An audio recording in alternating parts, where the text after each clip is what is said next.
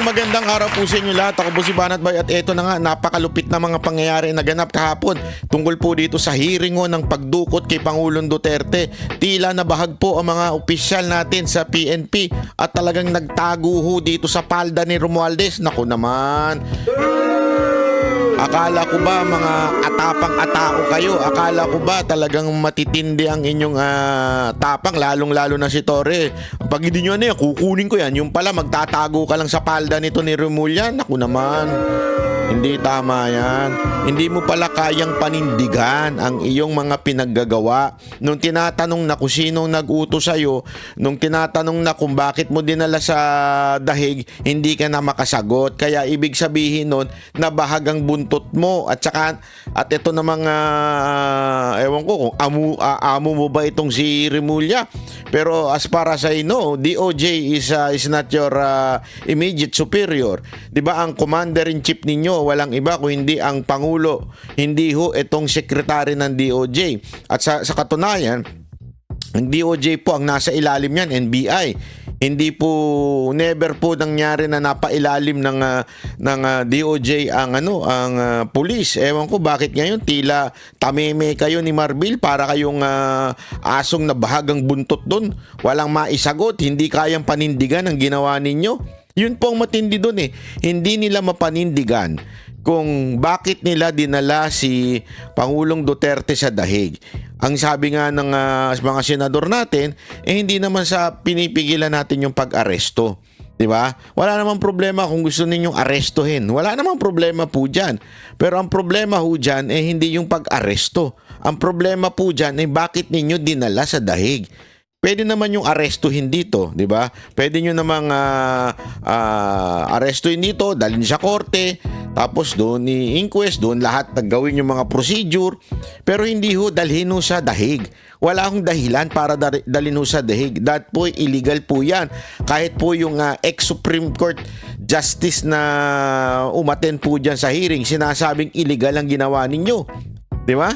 Ang linaw po niyan, illegal according to a Supreme Court Justice. Di ba? Illegal. Itong dating Supreme Court Justice, pero alam mo, pagka ikaw ay former Supreme Court Justice, ikaw ay nire-respeto at ginagalang at para ka na rin itinuturing pa rin na kasalukuyang justice. Di ba? Kasi hindi naman po bibitaw ng mga salita yan na pabalang. Imposible ho. Kailangan talagang marespeto at the same time kung ano yung karanasan niya bilang isang Supreme Court Justice. Diba? At ang linaw ho, mamaya papaliwanag natin, ang linaw na sinabi niya illegal. Sa madaling salita mga kababayan, itong si Torre at saka si Marbil, hindi na nila kayang panindigan. Yun ang malupit dito. Hindi nila kayang panindigan yung ginawa niya.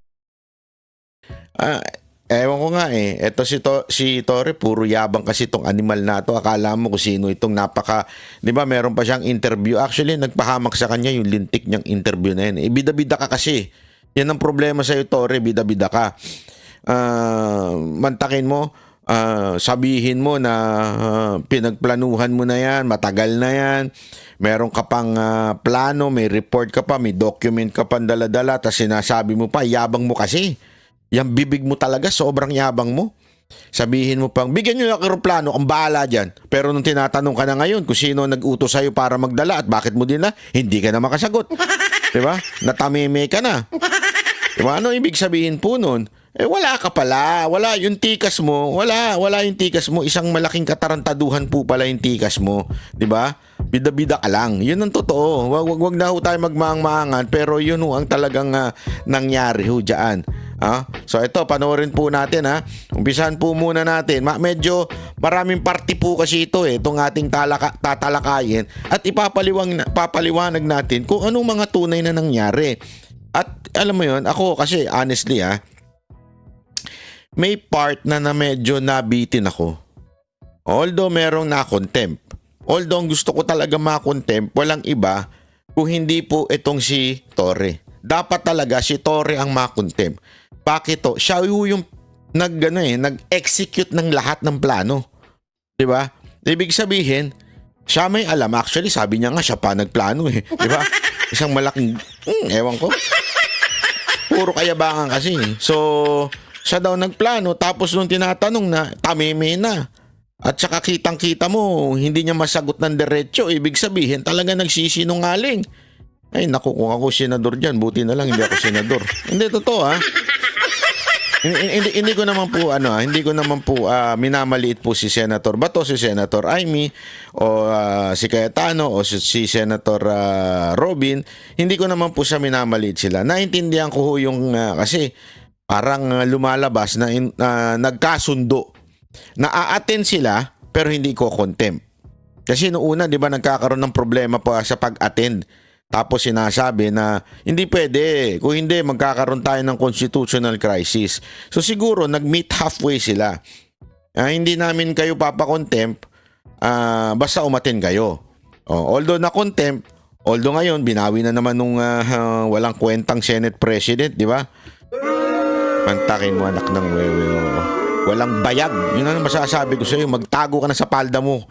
Sa palda ng jowa mo si Art Evangelista, wala kang bayag na Senate President. Yan ang katotohanan.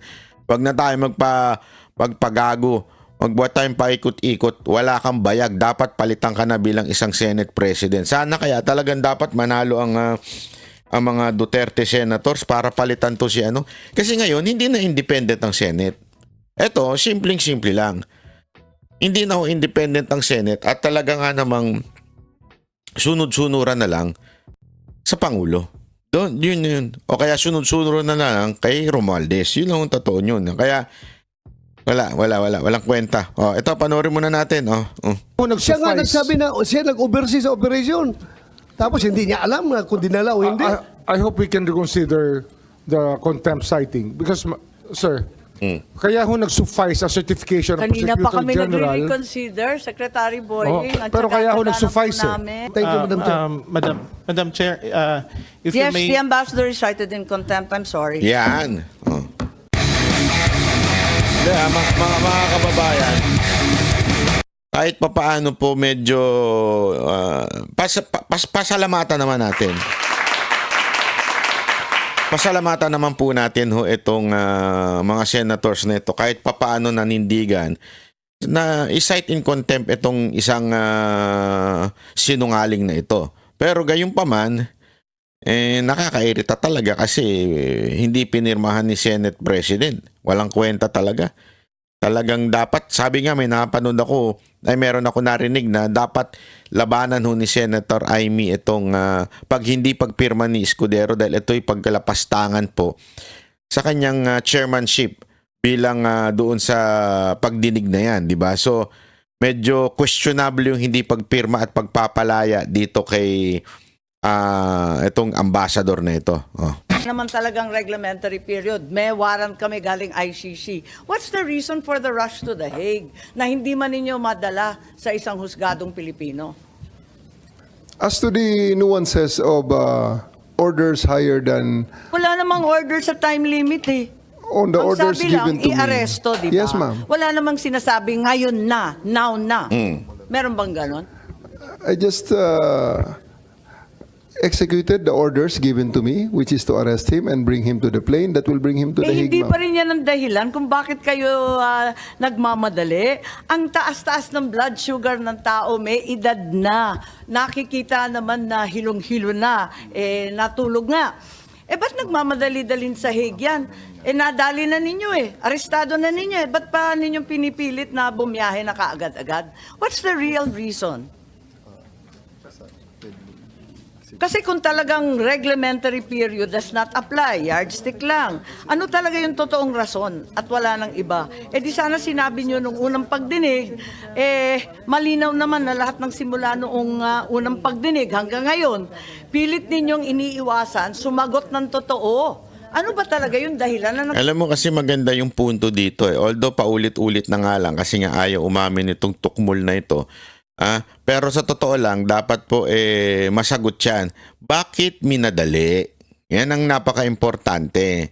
Pangalawa, bakit hindi dito hinarap sa korte sa Pilipinas? Which is every expert in this, yung hindi mga anti-Duterte, bawat abogado na tanungin, basta hindi anti-Duterte, isa lang ang sagot. Dapat dinala sa korte sa Pilipinas.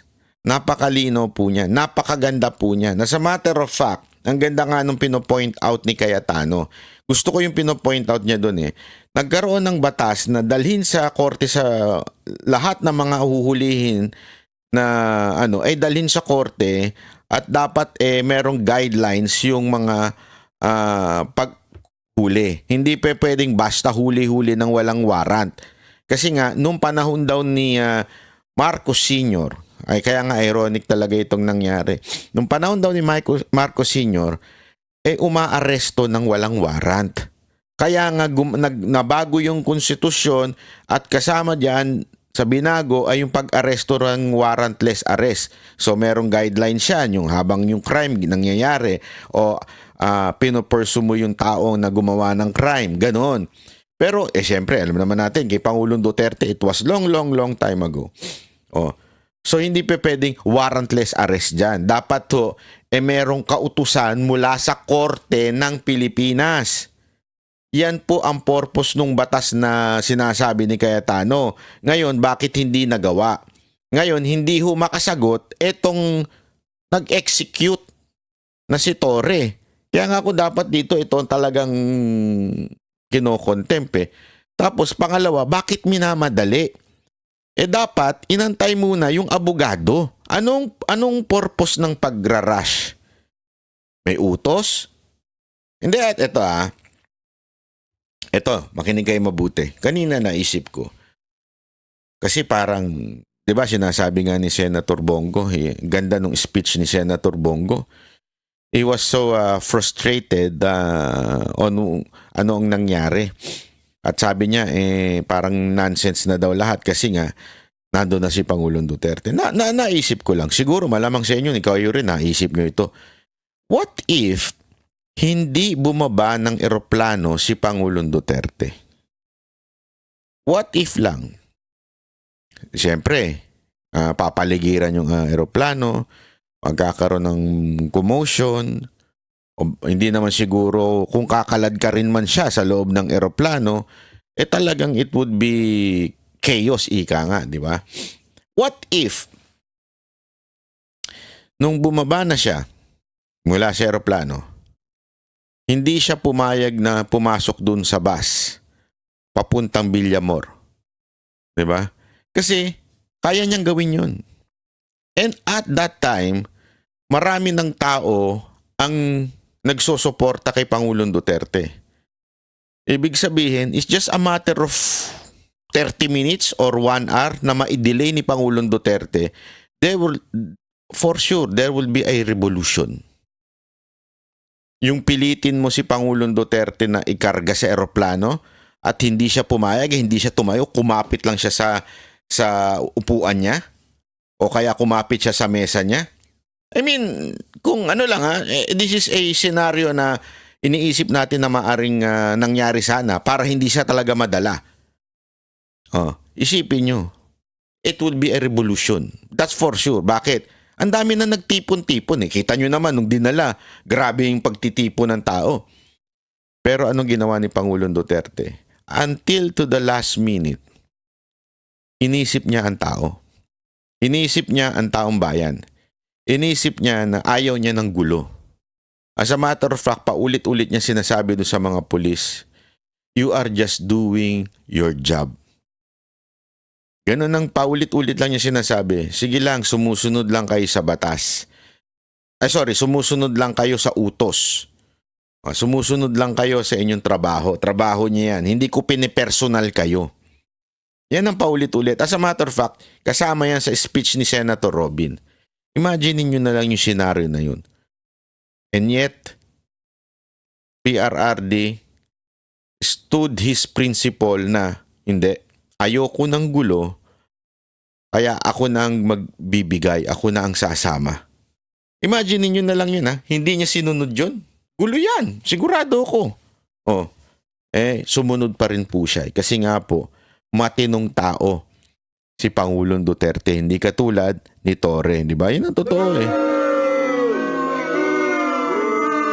Si Torre, hindi niya nga may paliwanag kung sino nag-utos sa kanya. Di ba? Doon pa lang, hindi mo na ano kagad eh. Sino ba nagutos sa'yo? Hindi siya makasagot. Madali kayo. Ma'am, I will reiterate my answers a while ago. The position that my mission is just bring him to the plane that will bring him to The Hague. As to the rush, if you consider it as rush, It is a I am rush. not in the. Kasi I am dapat not dadalhin privy. pa yan sa husgado, di ba? That is your. That is the. No, that is the law, sir. If that is the impression that was delivered to you, ma'am, ang sa akin lang is, those are beyond my competence to answer. Kung sa tingin niyo rush yan, it's not rush. It's something that I have to do na talagang isakay lang sa plane because that is the order that was given to me. As to the other nuances of that order, I may not be able to answer that intelligently or competently.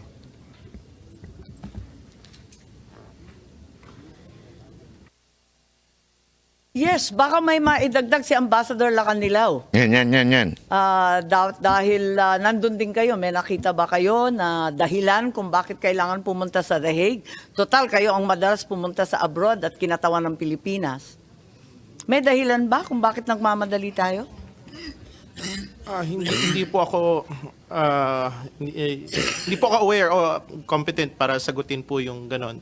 Kasi ang sa akin naman ho, ang naging role ko lang yung nung nag-volunteer ako na samahan si former President Muta ICC.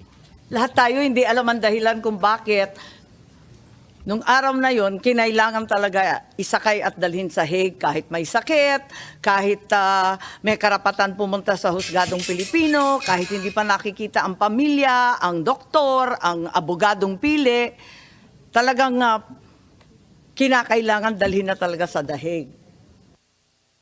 Ambassador Lacanilaw, I find your answers very misleading eh. Kanina pa, yung sinasabi mo na hindi mo alam na hindi pala siya dinala sa competent court. Grabe yan, ano? Sabi niya, hindi niya alam. Hindi daw niya alam. Pero all throughout the video na makikita ninyo sa pangyayari, siya po yung kalbong sumusunod-sunod. Hindi ko siya nilalait, ha? Pero blessing in disguise yung magiging kalbo niya. Kitang-kita siya. Siya yung all throughout sumama kay Duterte mula sa eroplano hanggang mapunta sa tawag dito doon sa eroplano din uli, yung sa pangalawang nilipatan. Mula sa pagbaba ng Hong Kong hanggang doon sa nilipatan na eroplano papuntang The Hague, kasama siya. Tapos sasabihin niya, hindi niya alam kung bakit hindi nadala sa korte. Yan. Napakasinungaling talaga. Kaya tama talaga si Bato dito sa pag-contempt. Sobrang sinungaling nitong taon to. Competent judicial authority. Hindi mo alam. Hanggang ngayon, hindi mo pa rin alam. I'm giving you a chance. Opo, kung ano Ayun, po no? yung Yan kasi yung yung do not know. Kasi ito yan yung parang sinagutan doon sa ICC. Tinanong siya kung naidala ba yan sa local court o doon sa na korte ng pinanggalingan niya. Ang sagot niya, do not know. Tingnan niyo kung gaano kagago no? Pero siya ang kasama mula doon sa pinagbabaan ng eroplano galing sa Hong Kong.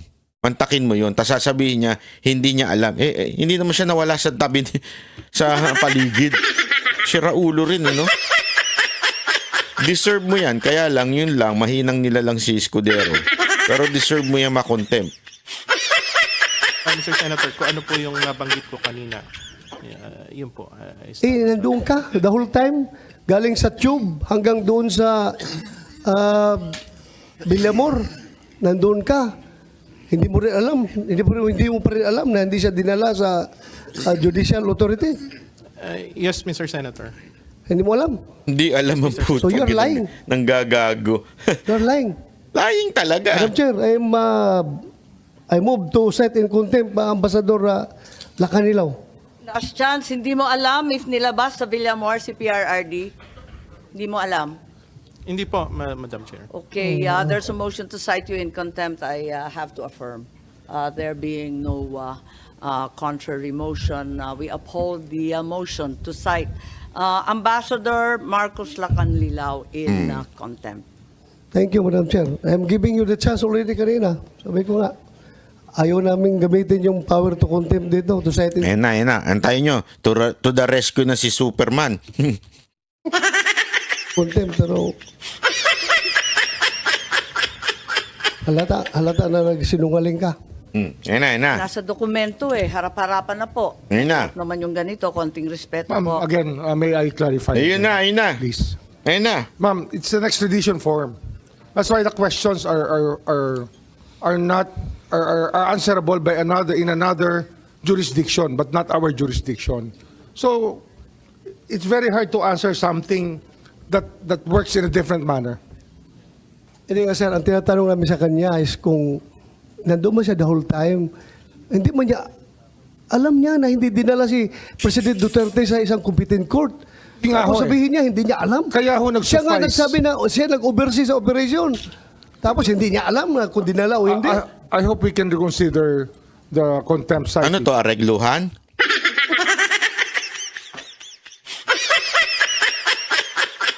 De, Remulla, ako nagtatanong lang. Ano to, aregluhan? Ha? I hope you can reconsider. Ako nagtatanong lang, mahilig ka ba talaga sa aregluhan? Ha? Kasi baka mamaya talaga mahilig ka sa aregluhan. Kasi hindi ko alam ha. Baka pati yung kaso nung anak mo.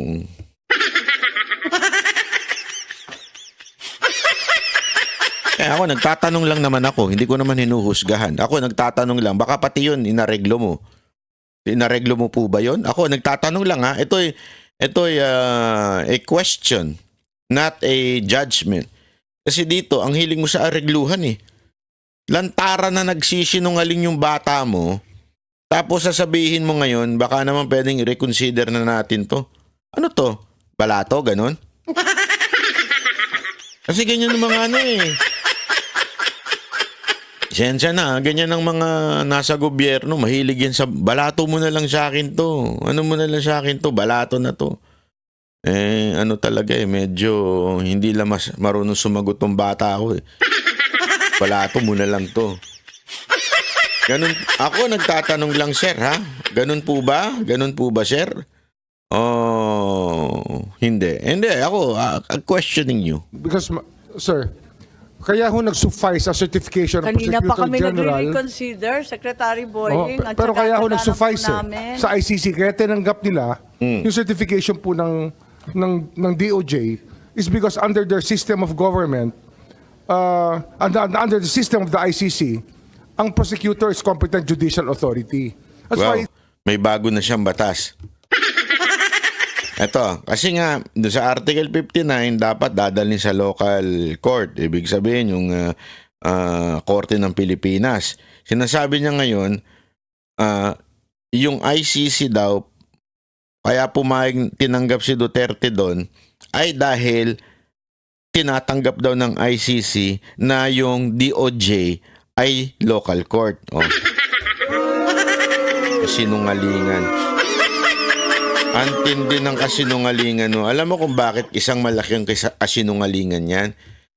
Sabi nga nung hindi Chief Justice, Supreme Court Justice na naandyan, sinasabi niya, kaya nga magkakaroon pa ng hearing on September at doon palang aalamin kung katanggap-tanggap po ba etong si Duterte. Doon pa lang siya tatanggapin kung akusasyon, nasa jurisdiction ba nila. Yun yung sinabi. Kasi nga, ibig sabihin po, hindi pa totally masasabi mong legal yung pagkadala kay Pangulong Duterte. Dito, pinangungunahan mo na naman. Remulla, ganyan na ganyan ka. Dun sa kaso ni Tebe sa Timor-Leste, lagi mo pinangungunahan yung bansa, yung Timor-Leste, lagi mo sinasabi, uwi na yan, malapit na yan, uwi na yan. Mag-abang na kayo sa airport, mag-abang yung mga media sa airport. Uuwi na yan, next week, uuwi na yan, sa susunod na buwan, uuwi na yan. Kasi Ano mo kasi ito, ito si Remulla eh, yung tapang nito, yung masyado siyang confident na masyadong mayabang na. Na akala mo lahat alam niya. Kahit yung gobyerno sa ibang bansa lagi niyan didiktahan na, hindi, na yan, sigurado yan kasi hindi naman papayag ang Timor-Leste na ganito. O yun, ano sabi ng Timor-Leste? Sorry, you're denied. Gago! Eto ka na naman, nagmamagaling ka na naman. Sasabihin mo, tinanggap ng ICC yung DOJ bilang judge or judiciary dito sa Pilipinas. Walang sinasabing ICC ng ganyan. Saan mo nakita yan? May sarili ka talagang lingwahe, no? Very foreign to Ambassador Lacanilaw. Hindi naman ho madaling malaman yan until ho pinaliwanag yan ni Justice Ascuna sa atin. Ay, na hindi naman- magkaiba po talaga Hindi naman ang pagtingin. Hindi naman kailangan maliwanagan national. Sabi naman national eh. Ang liwanag naman po nun. Balikan na lang natin si General Torre. General Torre, ano ba talaga yung dahilan kung bakit nagmamadali? Sinabi mo na hindi naman... Madam Chair, warrantless arrest. you have ruled already the citing in contempt. Thank you, Madam Chair. Madam Chair, if Yes, you may... the ambassador is cited in contempt. I'm sorry. Pak. Diba? Yan Yes, ang panalo. General Torre, please, we'd like you Arestuin to na be yan, itali na. a little bit Hindi. more forthright and straightforward. What was the real reason for the rush? You yourself said this was an arrest with a warrant. Therefore, no reglementary period as articulated by Article 125 applies. Bakit kayo nagmamadali? Eto nga, may sakit yung tao. Ma'am, I don't have that impression na nagmamadali ako. I waited for 12 hours. I worked for 12 hours to make sure that... Kasinungalingan din yan. Nag-antay ng 12 hours not because inaantay niya si Duterte o yung abogado. Nag-antay sila ng ganong katagal kasi wala pa yung eroplano. Yan ang sinabi ni Delga, inantay niyo yung eroplano. So ibig sabihin, kung nandyan pala yung eroplano, agad-agad binahin nyo si Pangulong Duterte. Wala pa kasi yung aeroplano kaya hindi nyo nabiyahe.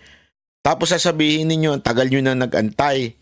Ang tagal nang inantay doon sa aeroplano, hindi dahil sa inantay ninyo magkaroon ng abogado si Pangulong Duterte.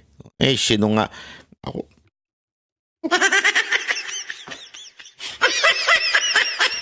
Mr. Chair, may I make a motion to contempt Torre? Pinapractice ko na, malay nyo. Yeah. May I cite Torre in contempt due to his ignorant on the law and due to his hari ng sablay? Yung purpose namin is to bring him to the plane because that's the order. That's my order and that's my mission. So, Who gave hindi you the ako order? Sir, Who gave you the order? the Chief of the Philippine National Police, sir. The Chief PNP. Anong the chief? Sino yung the chief?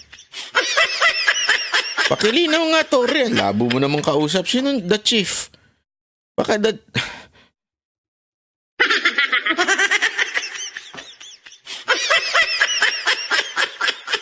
You are giving order to the CIDG. Who gave you that order? Sir, I'll invoke my executive privilege. Bakit executive privilege po?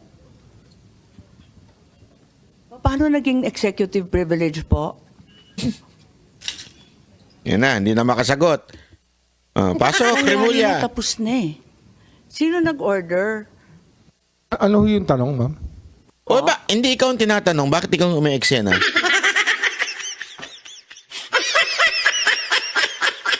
Kunwari ako, senador Kunwari lang naman. Mr. Chair, hindi ho siya yung tinatanong ba't siya yung sumasagot. Will you please understand the rules here in the hearing? Unless your name has been called, you cannot answer. You shut up.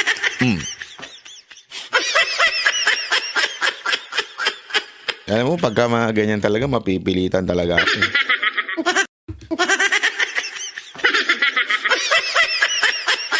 You shut back up. Ganun, gaganunin ko talaga yan sa hearing pagka madaldal. Hindi siya mantakin mo tinatanong si Torre, sumasagot si Remulla. Can I know the Ay, sorry, si Marbil pala tinatanong, si Remulla ang sumasagot. Kasi before we continue, ma'am, I'd like to ask for the consideration of the body because can we have a 2 minutes break so I can just whisper to you? I'll give you Ikaw man pala desisyon ka. Ano ka? Sino ka? Tumakbo ka muna senador. Hay. Pala desisyon ka. Pwede ba mag-break muna tayo? Nagsasabi niyan, senador. Can we have...